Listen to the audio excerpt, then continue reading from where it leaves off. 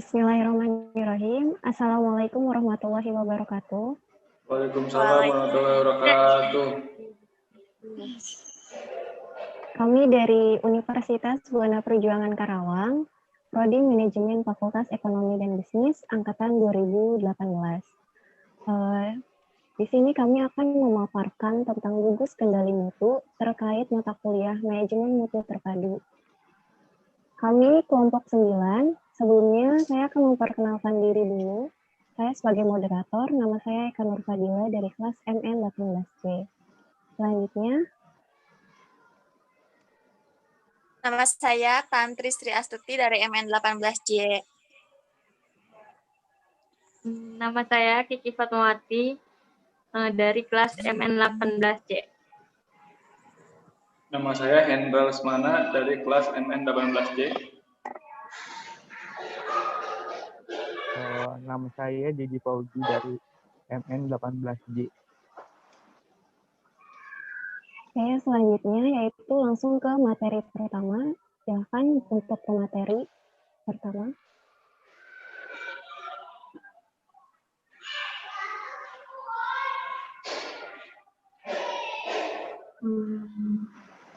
Di sini saya akan memaparkan pengertian gugus kendali mutu. Gugus kendali mutu merupakan mekanisme formal dan dilembagakan guna mencari pemecahan persoalan dengan memberikan tekanan pada partisipasi dan kreativitas di antara SDM sebagai karyawan atau pegawai baik dalam organisasi pemerintah maupun swasta.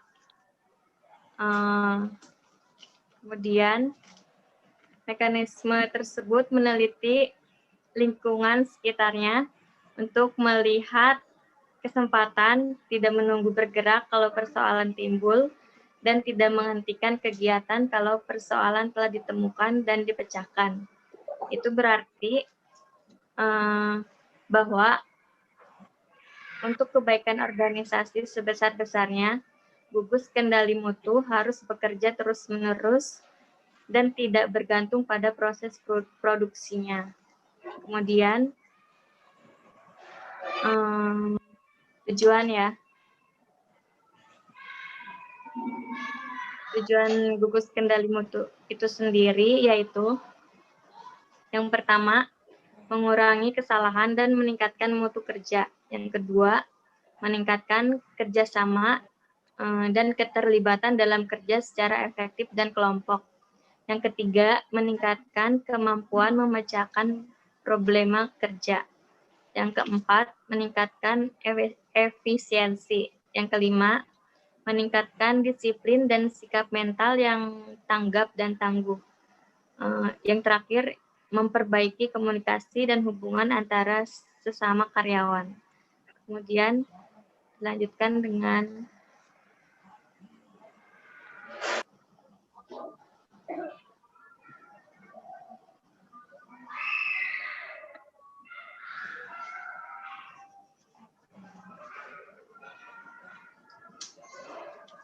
PJ. Terus asas gugus kendali mutu yaitu pertama asas pokok ya, yang kedua tuh asas umum. Sedangkan asas pokok itu yang pertama adalah asas pembangunan manusia, terus yang kedua asas dinamika kelompok dan kerjasama kelompok. Sedangkan asas umum yaitu semuanya itu ada 8 nggak salah ya. Yang pertama itu ada asas informalitas, asas kesukarelaan, asas keterlibatan total, terus asas pemadukan, asas belajar bersama secara keseimbangan, asas kegunaan dan asas keterbukaan dan asas loyalitas pada organisasi.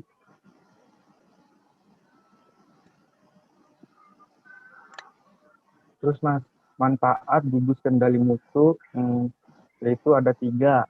Secara umum, perbaikan mutu dan peningkatan nilai tambah, peningkatan produktivitas sekaligus penurunan biaya, peningkatan kemampuan menyelesaikan pekerjaan sesuai target, dan sedangkan bagi karyawan yaitu kesempatan untuk meningkatkan kemampuan pribadi, kesempatan untuk menemukan dan memecahkan masalah yang belum mendapat perhatian orang lain. Bagi organisasi atau perusahaan, yang pertama sarana untuk meningkatkan produktivitas, terus yang kedua kualitas hasil kerja, pelayanan, dan jasa menjadi lebih baik.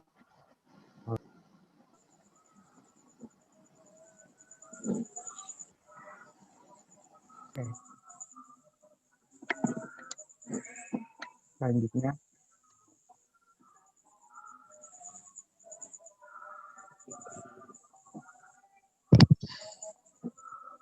selanjutnya. Nah, selanjutnya ada tahapan gugus kendala mutu.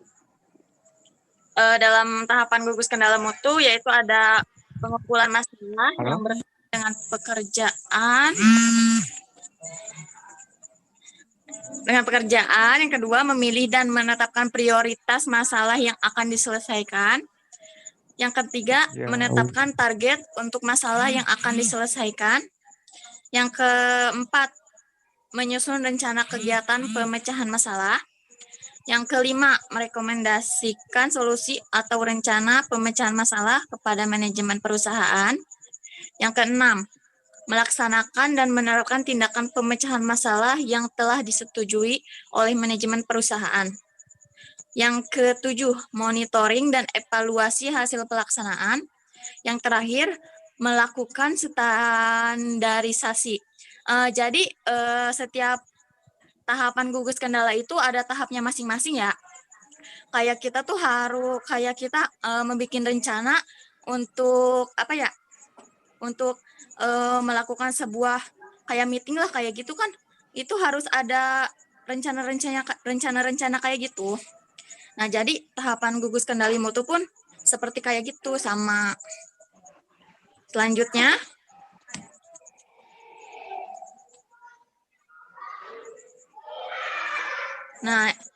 peran anggota gugus kendala mutu. Anggota gugus kendali mutu biasanya terdiri dari 7-8 orang anggota. Masing-masing terdiri dari seorang fasilitator, pemimpin tim atau leader, dan anggota. Tugas fasilitator yaitu memberikan pelatihan kepada pimpinan tim serta mengkoordinasikan berjalannya kegiatan GKM maksudnya.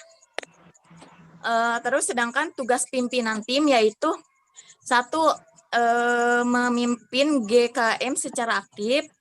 Yang kedua, bertanggung jawab penuh terhadap kegiatan GKM. Yang ketiga, mendorong anggota untuk berperan aktif. Yang terakhir, menjadwalkan dan mengelola jalannya pertemuan serta bersama dengan fasilitator memberikan pelatihan kepada anggota GKM.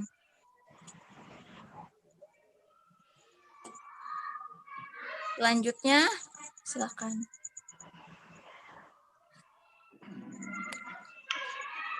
Selanjutnya yaitu faktor kesuksesan suatu program GKM dan faktor penyebab kegagalan program GKM. Faktor kesuksesan GKM yaitu ada beberapa faktor. Yang pertama yaitu adalah mengadakan suatu lingkungan yang cocok, kemudian mendapatkan komitmen dari manajemen puncak, lalu memilih orang dan area yang tepat. Latihan adalah penting, bersikap terbuka dan positif. Kemudian untuk faktor kegagalannya yaitu ini ada kurang dukungan dari pemimpin, selanjutnya kurang dukungan dari sumber daya, yang ketiga kurang pemahaman dari konsep GKM, yang keempat tidak ada program diklat, yang kelima tujuan program tidak digariskan secara jelas, keenam kurang informasi dan publikasi, yang ketujuh adanya praktik dan struktur ketidakadilan, dan yang terakhir adanya anggapan GKM tidak cocok.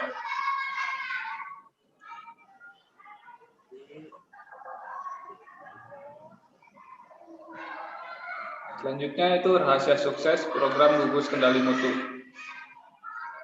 Di sini ada beberapa faktor untuk rahasia sukses program kendali mutu. Yang pertama yaitu pengembangan pribadi, yang kedua pengembangan bersama-sama, yang ketiga perbaikan kualitas, yang keempat memperbaiki komunikasi dan sikap, yang kelima reedukasi pemborosan, yang keenam kesempatan memecahkan masalah, dan yang terakhir bekerja dalam kelompok.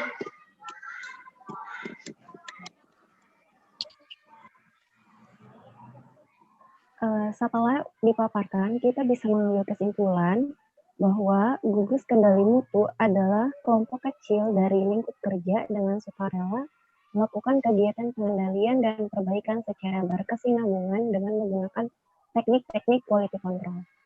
Dalam gugus kendali mutu, diperlukan peningkatan keterlibatan pegawai pada permasalahan pekerjaan, baik dalam merencanakan tugas, mengimplementasikan rencana tugas, serta mengendalikan rencana tugas.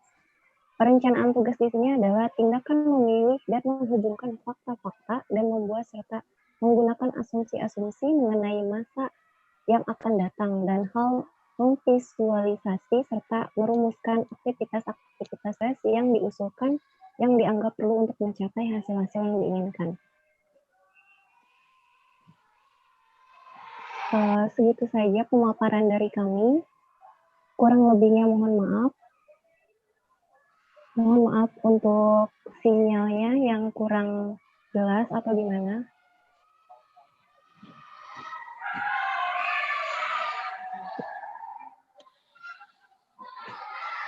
Udah? Assalamualaikum warahmatullahi wabarakatuh. Waalaikumsalam warahmatullahi wabarakatuh.